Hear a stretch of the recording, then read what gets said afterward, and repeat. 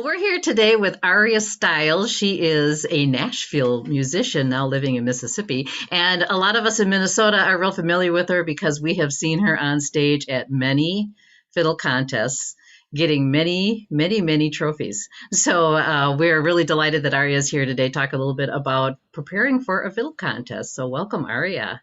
So Thank you. yeah. So Aria, why don't you give us a little bit of your background? Because honestly, watched you a lot in fiddle contests, and I haven't even been aware of all the things you've been doing since then. So tell us a little bit about your background.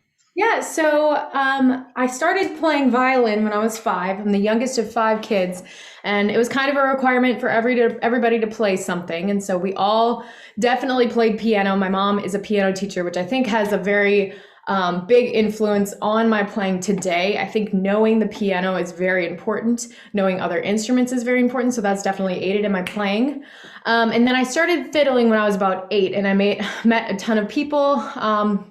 I'm trying to remember the first guy that came over to my house and just threw me a huge book of photocopied fiddle tunes that he just said, get through these and come to a contest. So sometimes you just get thrown into it. It's definitely been such a huge part of my life. Doing contests is honestly what kept me going, playing the instrument. I see so many kids these days just not have the motivation for it, and I was definitely there as well. But until you have that moment where you're like, oh, I can make money doing this, or I can perform on stage, because some people are just so alive when they play on stage. That's one of my passions, to just be up on stage playing for people. Then you realize, okay, I can do this for a living. Or else, if you don't have a goal, if you don't have a recital, a concert, or something to prepare for, you're going to get bored, you're going to get stagnant and not have anything to prepare for. So contests were super important in my growth as a musician, and it's the reason that I still play today. So I definitely credit that to the Minnesota Fiddlers Association, because that is really where I grew and flourished. And so I thank you guys for this opportunity to just do this with you guys. So okay, so then since then, so I did all the Minnesota Fiddle contests. I did Weezer one year. That's definitely experience. You have to do that once, if not for the rest of your life. I hope to go back sometime. It's a big project to go compete at Weezer. And then, I did the Wisconsin and some Iowa things and a couple in Texas. So that brought me to Belmont University, where I decided to go into commercial music, which is everything other than classical. So as a fiddle player in Nashville, I got picked up by Pam Tillis my sophomore year of school, so about age 20. And ever since, I've been playing for Pam Tillis, and then she also hooks up with Lori Morgan.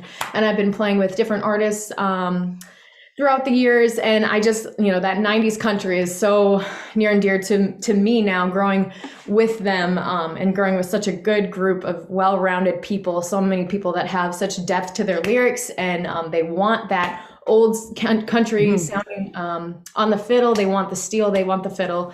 And those things are super important to have, especially in country music, because, all those artists really love that. And one connection that I have through Pam Tillis, her husband is Matt Spiker, and his dad is Buddy Spiker, and he's such a big fiddle player in Nashville. Yeah. So I've been friends with Buddy for years now. He was my teacher at Belmont, and then I would go over to his house, we'd drink a glass of wine, and we'd just play fiddle tunes, and it was a blast. Nice. So Nice.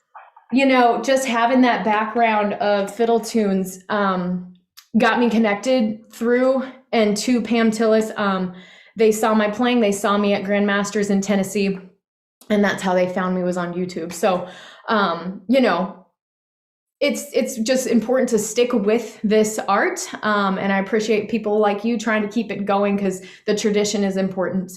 And I don't do money contests right now, although, through the pandemic, it just kind of makes you think, like, what do I love? What part of music do I love? Did I love the competing? Did I love the touring? I kind of love it all. So I think I want to get back into contests, but I'd love to just share some tips and tricks on how I might do that. If I used to do that. Did you like my little transition there? Absolutely. Thank you. You're the best. You've always been the best, Aria. Thank you. Into what we're going to do here. So first of all, I just want to start with the most important thing that you have to know after you've done a couple of contests, you know kind of the attitude, how to get up on stage, how to play with a guitar player. Those things are kind of, how to do that. Then the work comes, and the work is at home. So this book, it's the Carl Flesch scale system, is so, so important. If you go to the G, page 112, everybody should have this book, no excuses. The basic G scale, you should be able to play not just the G, but every single key in this book, 3 octave scales. That's going to get you familiar with your fingerboard. It's going to get you up on the G string. It's going to get you up on every single string to be able to play 3 octaves. But then if you go to, I think it's system number,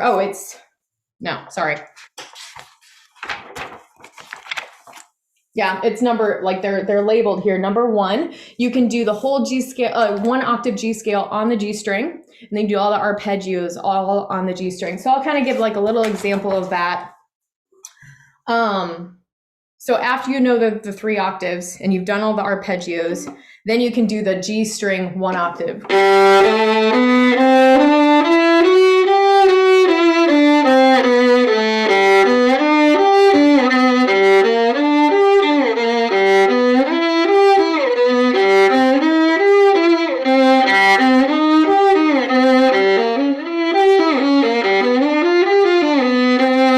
So that wasn't completely in tune, but you get the idea. You need to be able to play any scale, anytime, in any position. That is just gonna up your playing. I mean, if you warm up with scales for 20 minutes before you do anything, it's just gonna fine tune those tiny little muscles that are in our fingers that make us play faster, make us play better. Within playing scales, you want to turn on your metronome and you want to turn on your tuner. Now, whenever I teach students, I always have 2 apps that I always recommend to people to download, and I'll show them on my screen here.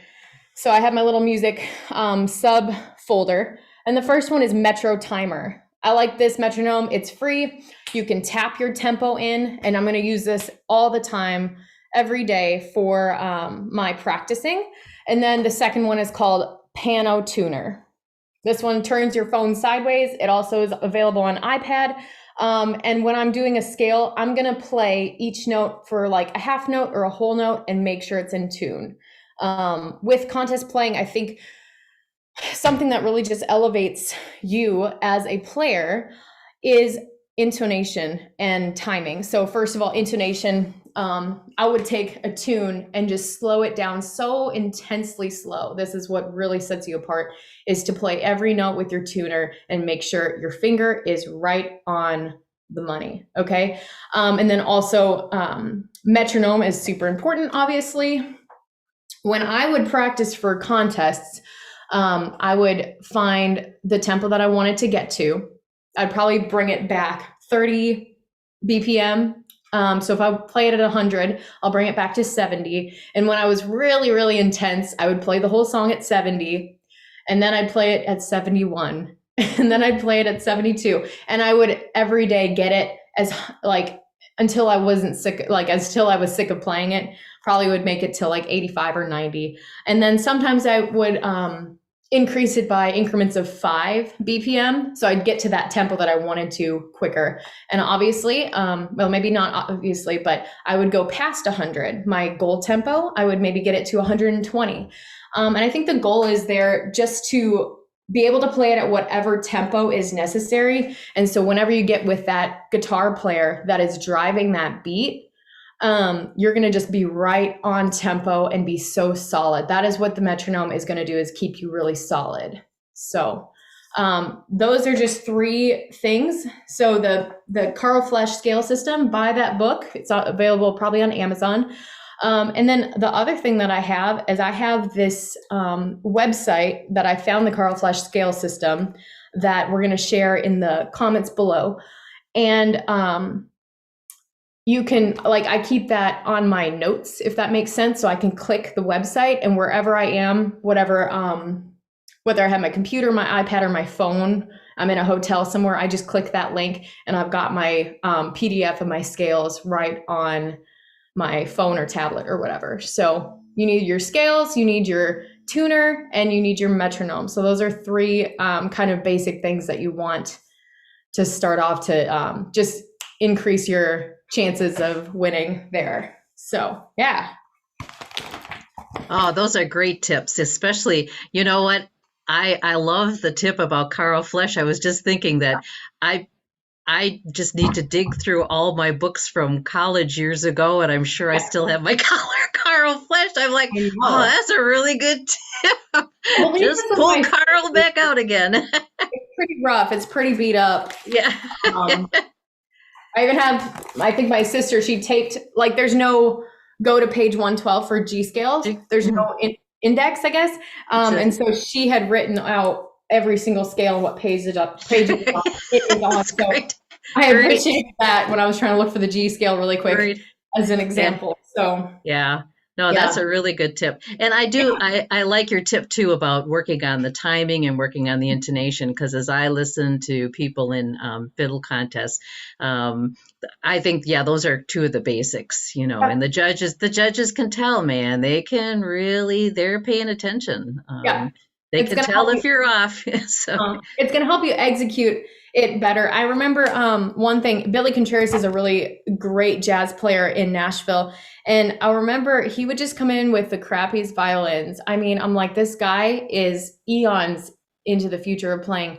And he just comes with these bad violins and sometimes these cheap $40 bows. And he just said, it doesn't matter how expensive your instrument is, your bow. I mean, sometimes he would have 10 hairs left.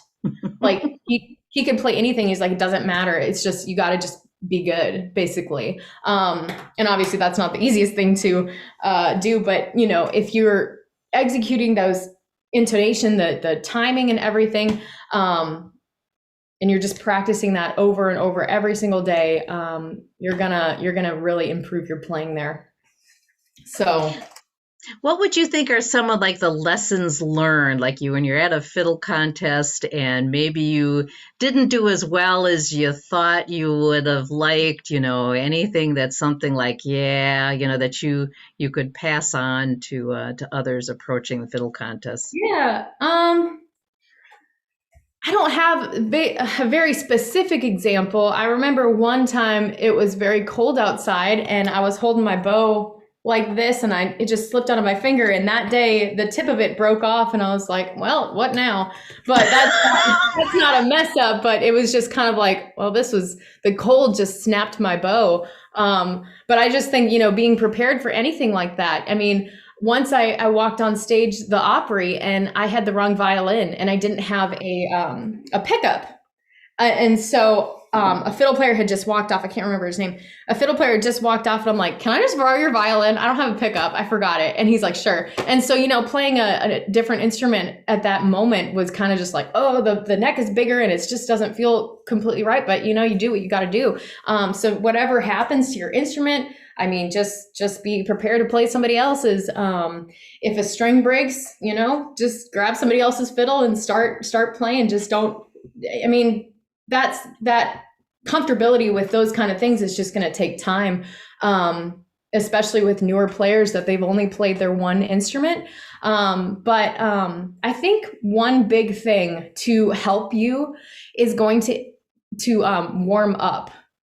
I don't know if I was the best at warming up in the sense of playing scales and going through an etude book before. Alex DePew, I've been studying with him a little bit, and he's really got me into okay, this is what you do before you play anything else. And I did that a lot growing up, but since I'm getting out of college, I don't do that as much. But so it's the scales for 20 minutes, and then it's this etude book for 20 minutes. And I think warming up and getting your hand all over the violin before you actually play, what you're competing on that day is going to really help. Something that I like to do, no matter, let's say I'm playing a 90-minute show for a country artist and I know this and this and this and this song, I'm going to improv on that song. I'm going to play this specific solo on this. I will run through those solos, obviously, but then also if there's a hard key, I will play that scale specifically that day. So I hate the key of B major. And so one of my goals as of late is to be able to improvise better in B major. So what does that mean? How do you improvise? Well, music and improvising is literally scales and arpeggios, right? It's just different directions of scales and arpeggios. And so that's why this book is so completely important in playing and executing things better and improvising. So that is kind of the next thing that I want to talk about is, so not only are you warming up, 40 minutes to an hour before you actually play the things you're going to compete on that day, which I definitely would do that at home. Don't do that at the contest. You might look like a classical player, but it's really important to warm up and get your fingers and the blood moving. I'm losing my notes page. One sec. There we go. I think one thing that I didn't do as well as a younger player was I had some arm pain growing up. I dealt with a lot of tendonitis when I was in high school. And so I wasn't able to play the guitar. And so now I play the guitar a lot. I can do bar chords, which were very hard at the time. And I can play different jazz and swing chords, just like you do in contest fiddling. And so playing another instrument, knowing the form, like let's say you're playing just a basic hoedown, you are able to play the chords along with it. You're able to back yourself up. And so knowing the different chords and going from chord to chord, that's really important that you line up. You know that this measure is in the key of D. Okay, D chord, you know that you could play that scale up and down.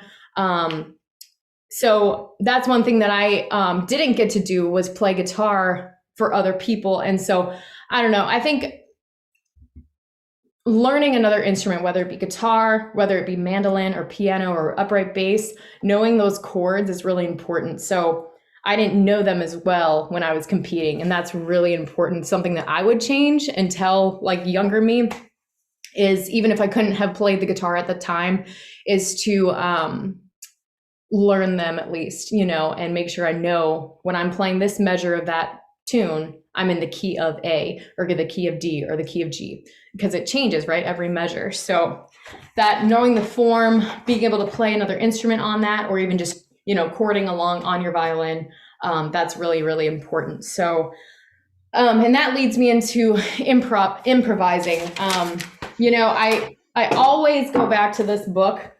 They transcribed all of these artists, and they transcribed their top 3 contest tunes that are just like amazing. And each, if you want to grab this book, The Championship Contest Fiddling, each artist talks about their contest experience, and they talk about how to improve. And so, as even if I say something, these people always have more to offer, and they're just like amazing.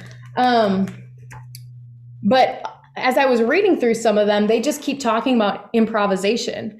And I asked Alex DePew the other day, and I said, people don't really improvise during contests, right? And he's like, no, we don't do that anymore. That's how it started out. It started out as a, tune passed down ear to ear.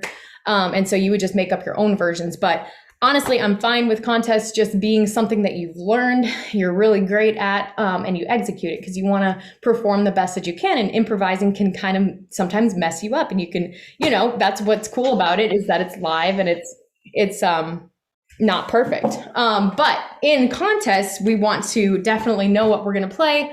If you want to try to improvise some things, that's great.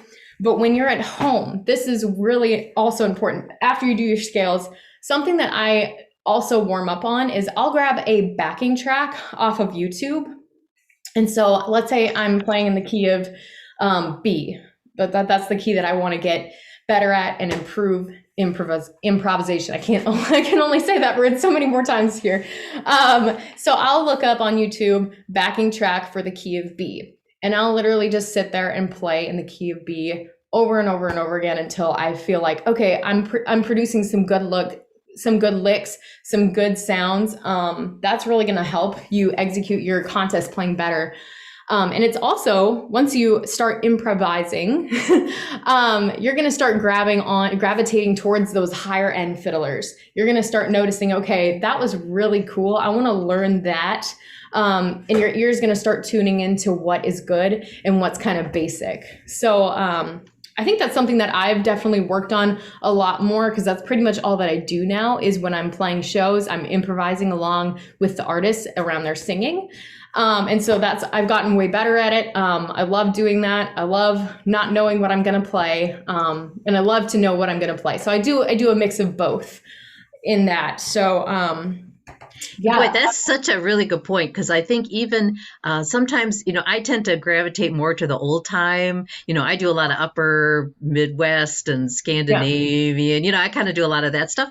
But there's still improv in that, and it's not as dramatic, but the still to change things up, and otherwise it's basically dance music that we play over and over and over and over again, and you could fall asleep playing over and over and over again. So even if for nothing else but your own mental health, is to change it up, and that's a really, really good point on how to do that, because otherwise you'll fall asleep. And I listened very careful to some of the like one of my favorite Cape Breton fiddlers, Natalie McMaster, and you think she's just playing a traditional tune, and you listen to it, and she does not play it twice the same time, the same way. You really pay attention, and it's like, nope, second time through, different ornamentation. Nope, then she did this. Nope, she did that. And so I think even regardless of genre, it may not be quite as dramatic,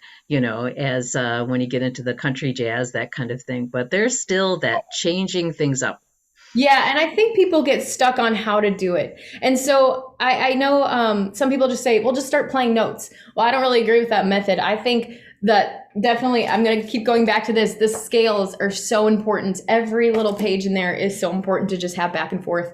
And then when let's say you grab that YouTube backing track, first step, scales. Second step, grab a backing track. Or if you're with a guitar player, if you live with a guitar player that can just constantly play some backing chords for you, you just need to start, if you're stuck on what to do, just start playing in that key, start playing the scale.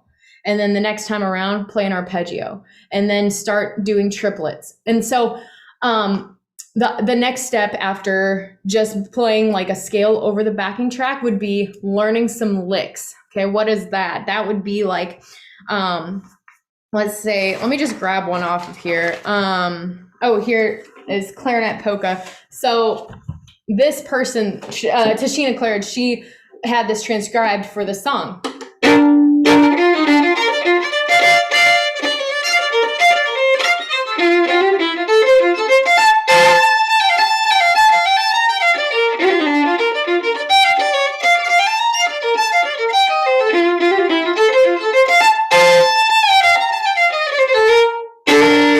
Was let's say you liked this part that goes so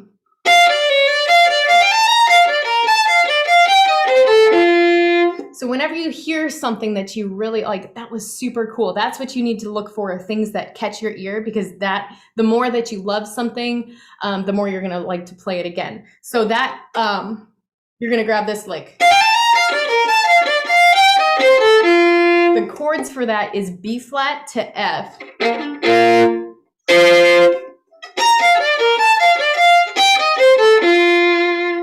So what I would do is memorize those two measures, know that it goes from B flat to F, and take it around the circle of fifths, or take it to other keys.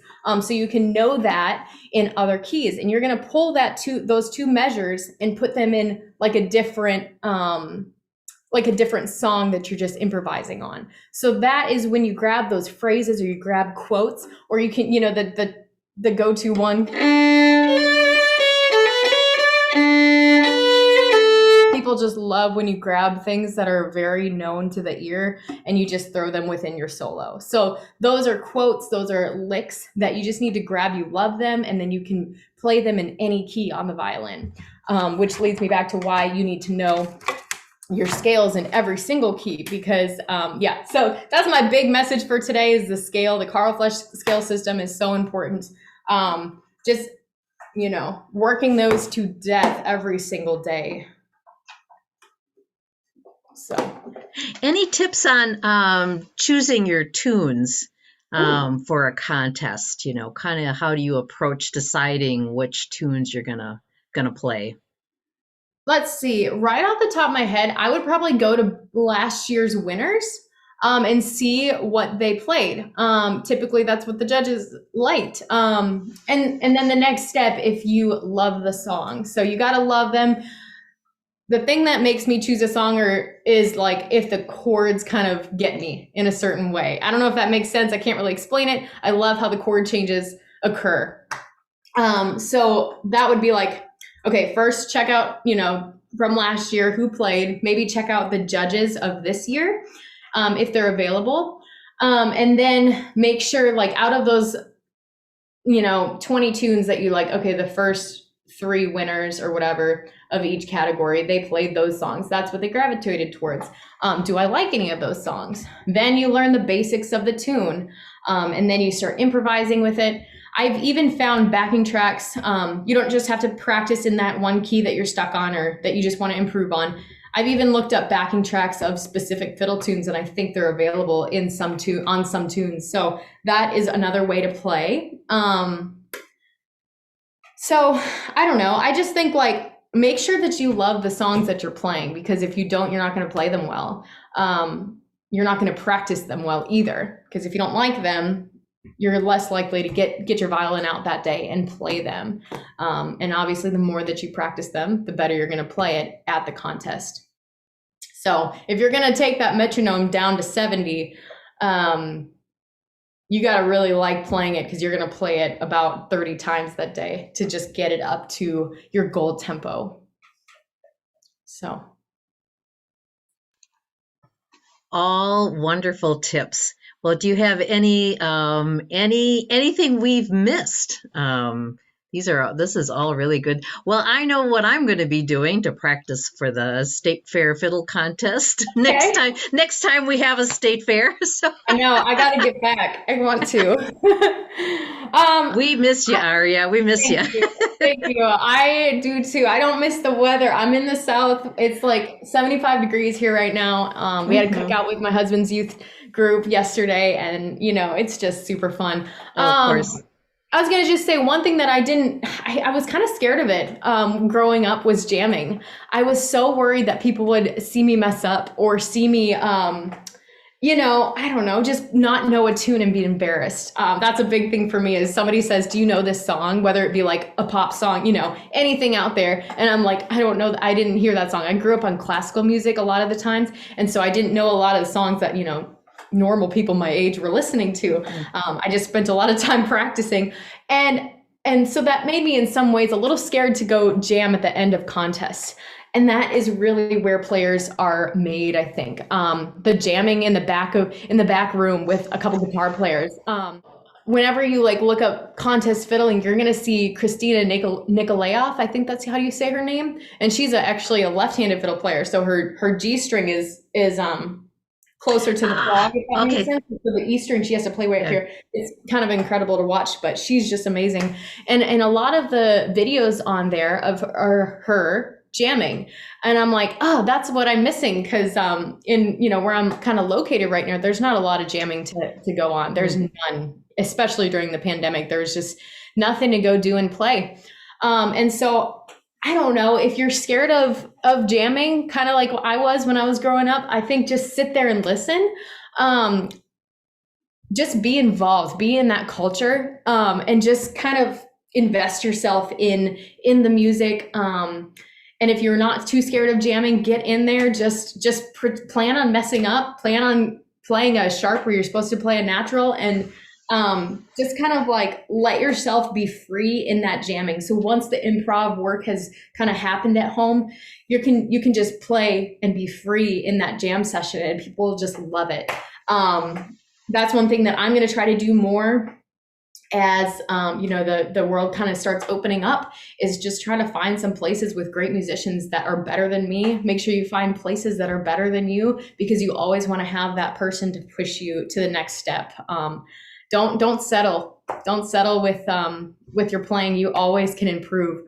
I'm looking at the next person that I'm gonna beat as far as I'm going to transcribe their music so I can play like them. So, you're never done. And that's the cool thing about this music. And it's the cool thing and frustrating thing is that you're never done practicing. But it's the inspiring thing that you're always just going to find the next person to be like, and find your own sound within that. So,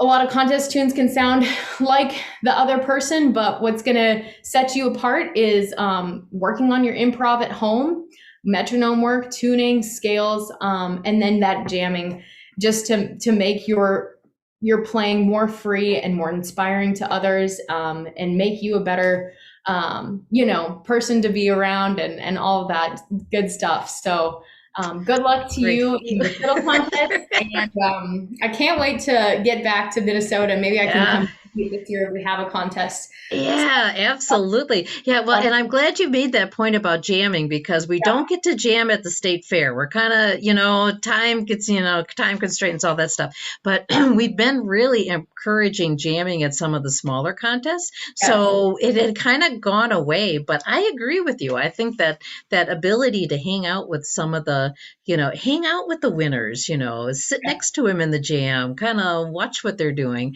to get, hang out with those 80-year-old guys who've been doing this. Oh my gosh. They're the best. Good ones this year. I know, they're the best. So yeah, kind of have that opportunity, like you said, just to listen. And so we've been working on trying to build that back into some of the smaller contests where we have the time and the space availability to do that. So good and advice.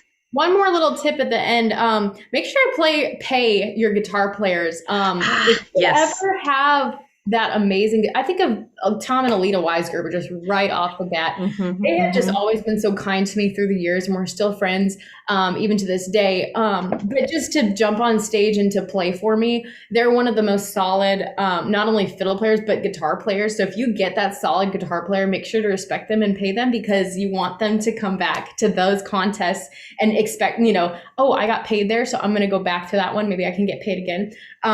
You need those solid guitar players. I had so many solid guitar players as I was growing up competing, and that is such a big deal. And make sure you're striving to learn other instruments and guitar yourself, because I still haven't accompanied people in a contest. That's definitely one of my goals, because I finally can do it now. And so I don't know, just, pay your guitar players and love on them. They are just amazing. That Texas style of backing up is pretty incredible. So, yeah. Wonderful. Great. Well, thank you so much, Aria. We sure have learned a whole lot in a short period of time. And good luck with you as things open up. We look forward to hearing more from you. So thank you. Yeah. Thank you. And if you want to follow me on Instagram, that's where I post all my music stuff. It's Aria Stiles Fiddle. So love to say hey there. Wonderful. You have a lot of fans back in Minnesota who have watched you as through the years, at all the various contests. Although I got to admit, I kind of am happy that you've gone pro, because I really didn't like it when we'd end up in the same division together. Oh I'd be like, well, this is going to be a fun day. Well, I'd be like, really? How did this happen? We'll have to just hang out at the jams and just absolutely people. Well, I always see, and the thing is, in some ways I did my most relaxed playing, because I was like, well, clearly Aria is going to win this division, so I just get to go out on stage and have a good time. So I actually played my best. You did inspire me to play my best. Well, hopefully some of these tips will help you, and absolutely. The tips are not even something that I am above. I do this as much as I can. So I do each and every one of these things. I just want to probably end with some extra books that are just incredible. Tracy Silverman is an amazing electric violin player. He did the strum bowing method. He likens the bow to a guitar strumming hand, and how the guitar is always going down, up, down, up, down, up, down, up. And he teaches you how to do that in this book with doing goats playing. So instead of doing like eighth notes, you're going to emphasize different beats. Some of them are ghosted. Some of them are accented, and your bow arm is just like a guitar hand in the sense of you're hitting different beats. Some are silent, some are sounded, and you're the point is just to keep that bow arm going. So the strum method is an incredible method that's just kind of recent and new. Obviously with improvising, jazz, good things with jazz, playing through anything Charlie Parker. This is a book of his transcribed solos, learning jazz charts out of the real book. And then if you want to play mandolin, same strings as the violin, you just need to learn how to pick. Learning more instruments is definitely going to help you overall as a player. So just the more you learn, the more music you're learning and playing, the better you're going to execute your contest performance. So awesome. Thank you. Thank you.